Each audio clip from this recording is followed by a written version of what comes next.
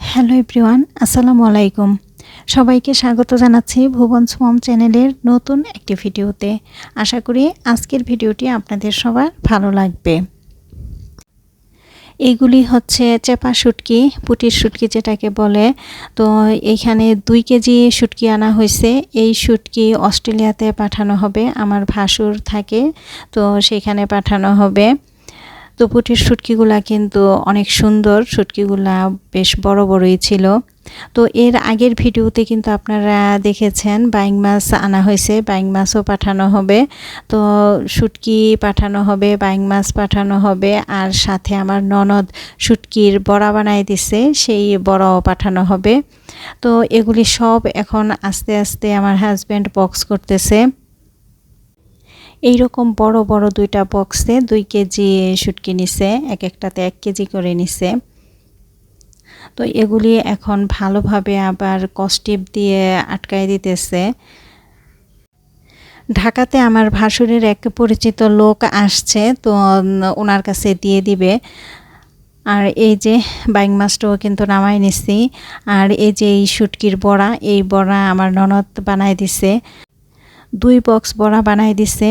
এই যে একটা বক্স কিন্তু কস্টিপ দিয়ে একেবারে আটকায় দিল, আর আরেকটা বক্সও কিন্তু কস্টিপ দিয়ে আটকায় দিতেছে। এগুলি প্রথমে এইভাবে কস্টিপ দিয়ে আটকাইতেছে, এরপরে আবার কিন্তু পেপার দিয়ে মুড়িয়ে তারপরে আরও ভালোভাবে কস্টিপ দিয়ে আবার আটকায় দিবে, যাতে কোনোভাবেই খুলে না যায়। তো সবগুলি কিন্তু কস্টিপ দিয়ে আটকানো হয়ে গেছে। এখন আবার এগুলিকে সব পেপার দিয়ে মুড়িয়ে তারপরে কিন্তু আরও ভালোভাবে আবার কস্টিপ দিয়ে আটকায় দিতেছে।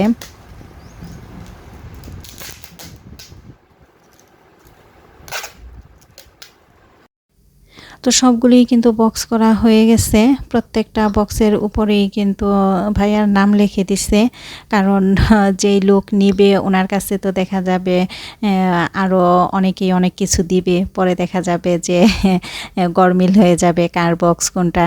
তো এজন্য প্রত্যেকটা বক্সের উপরেই ভাইয়ার নাম লিখে দেওয়া হয়েছে। তো এখন তো রাতের বেলা, তো রাতেই সব কিছু প্যাকিং করে রাখলো। 2টা ব্যাগের মধ্যে দিলাম, কারণ 2টা ব্যাগে না দিলে দেখা যাবে একটা ব্যাগের মধ্যে অনেক ওজন হয়ে যাবে। তো সকালবেলা এগুলা নিয়ে যাবে। আর এখন হচ্ছে সকালবেলা পরদিন। তো সকালবেলা ভোরে উঠে আমি নামাজ পড়ে তারপরে একটু বারান্দায় আসলাম, আর বারান্দায় এসে পরে গাছগুলিকে একটু পানি দিতেছি।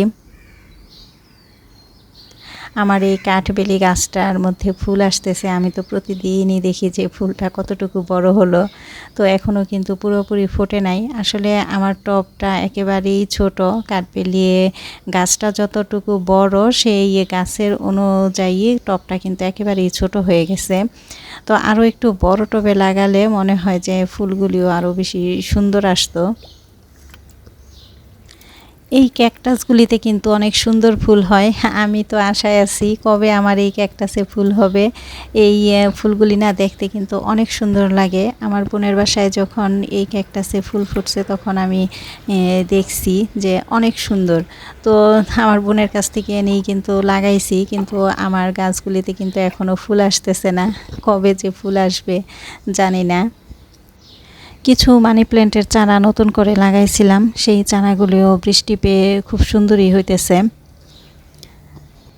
তো বারান্দায় কিন্তু অনেকক্ষণই থাকা হলো। সকালবেলা বারান্দায় আসলে ভালোই লাগে, পাখির কিচিরমিচির ডাক শোনা যায়, ভালোই লাগে।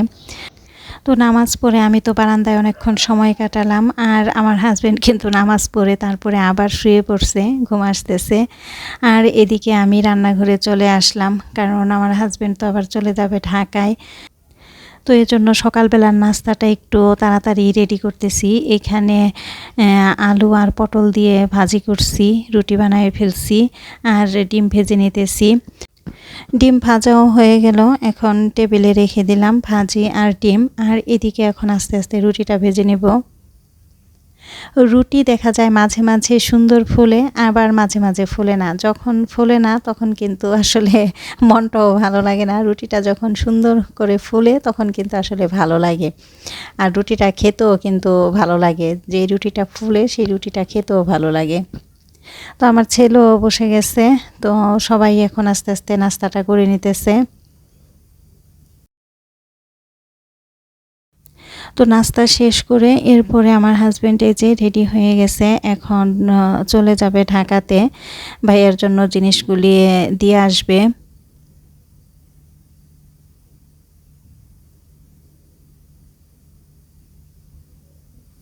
তো আমার হাজব্যান্ড চলে যাওয়ার পরে এরপরে আমি একটু ঘুম আসছি। তো ঘুম থেকে উঠতে উঠতে দেরি হয়ে গেছে, উঠে দেখি প্রায় 12টার মতো বেজে গেছে। তো দুপুরের রান্নাটা করতে চলে আসলাম। তো আমরা দুপুরে তো আমার ছেলে আর আমি দুইজনেই খাবো। আমার হাজব্যান্ড তো ঢাকা থেকে ওদিক দিয়ে অফিসে চলে যাবে, দুপুরে আর খাবে না। তো এজন্য একেবারেই হালকা রান্না করব। তো সিমের বিচি দিয়ে এখানে রুই মাছ রান্না করতেছি, আর ভাতটা তো বসাই দিছি। আর গ্যাসের কি অবস্থা দেখেন, একেবারেই গ্যাসের ফ্লেম কম। আসলে এরকম অল্প গ্যাসে কিন্তু ইচ্ছা করলেও বেশি কিছু রান্না করতে ভালো লাগে না, রান্না করা যায় না আসলে। তো যাই হোক, এখানে কিন্তু মাছটা হয়ে গেছে আর এদিকে ভাতটাও হয়ে গেছে। ভাতটাও মাছ সরাই ফেলবো এখন। তো দুপুরের রান্নাটা শেষ হয়ে গেল। এখানে সিমের বিচি দিয়ে রুই মাছ রান্না করলাম আর ভাত, এই আজকে দুপুরের খাবার। তো এরপরে তো আসরের নামাজ পড়ে বিকালবেলা হাঁটতে বের হয়ে গেছিলাম। তো আজকে কিন্তু মোটামুটি 1 ঘন্টা আমি হেঁটে আসছি। তো হেঁটে এসে এরপরে সন্ধ্যায় নাস্তা তৈরি করতেছি। আসলে সারাদিন যাই খাক আর না খাক, সন্ধ্যায় কিন্তু একটা নাস্তা না হলে ভালো লাগে না। তো প্রিয় দর্শক, আপনারা এতক্ষণ ধৈর্য ধরে যারা আমার ভিডিওটি দেখলেন, আপনাদের সবার কাছে রিকোয়েস্ট থাকবে প্লিজ আমার ভিডিওতে একটি লাইক দিয়ে দিবেন। আর আমার ভিডিওটি যদি ভালো লাগে তাহলে আমার চ্যানেলটি সাবস্ক্রাইব করে আমার পাশে থাকবেন। আমার ভিডিওর কোনো একটা অংশ যদি আপনাদের কাছে ভালো লাগে বা খারাপও লাগতে পারে, যেটাই হোক আপনার মতামতটি কিন্তু আপনি ছোট্ট একটা কমেন্টের মাধ্যমে আমাকে জানাতে পারেন। আপনার কমেন্টটা কিন্তু আমার কাছে অনেক অনেক বেশি মূল্যবান। তো প্রিয় দর্শক, আজকের ভিডিওটি এই পর্যন্তই। দেখা হবে অন্য একদিন নতুন একটি ভিডিও নিয়ে। আশা করি সে পর্যন্ত সবাই ভালো থাকবেন, সুস্থ থাকবেন। আল্লাহ হাফেজ, আসসালামু আলাইকুম।